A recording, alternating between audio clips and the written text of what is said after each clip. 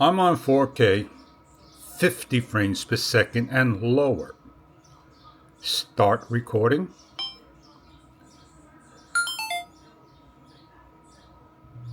Start recording. You can see the screen dim down. Stop recording. And you can see the mic is there, voice control.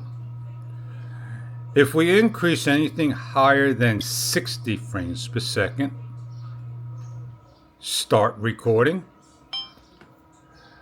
4K 60 recording, voice controlled, disabled. No matter what you say, it will not work.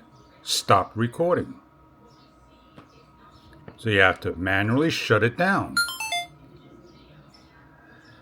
If we now go into 4K 60 frames per second and shut the mic off, start recording, start recording, start recording, voice control is disabled.